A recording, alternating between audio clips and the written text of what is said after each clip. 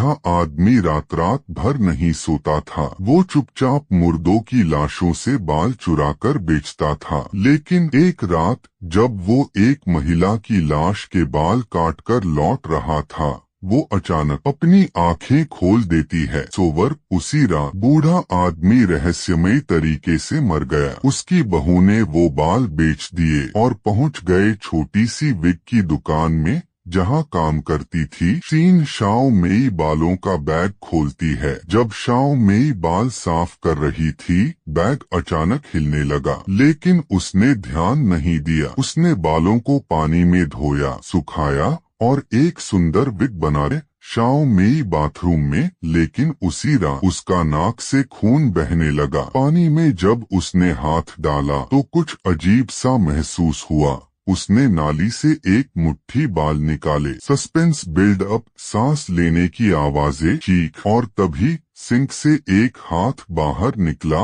और उसकी तरफ बढ़ने लगा। लेकिन ये बस एक डरावना सपना था। शायद गट्टू घर में बहन और उसके दोस्त। अगले दिन उसकी बहन कुछ दोस्तों को लेकर घर आई। एक दोस्त ने शाओ मेई की बनाई हुई विग पहन ली और तभी डरावना खेल शुरू हो गया। लाइट बंद हुई, परछाई गुजरी और कुछ ही देर बाद एक चीख गूंजी। जब सब नीचे पहुँचे तो केवल खून का धब्बा और एक रहस्यमयी बैग मिला। कट्टू सब डर से भाग रहे हैं। भागते भागते वे छत तक पहुंचते हैं जहां दर्जनों विग लटक रही थीं और उन्हीं के बीच वो दिखाई दी, वो भयानक औरत। तेज म्यूजिक प्लस शॉक सीन, उसकी आंखें, चेहरा, एक झलक ही मौत के लिए काफी थी। एक लड़का पीछे गिरा और लोहे की कीलें उसकी छाती में धंस गईं। कट्टू शाओ मेई की बहन कमरे में बंद। शाओ मेई की बहन ने दरवाजा तोड़ा, पर अंदर पहुंची तो देखा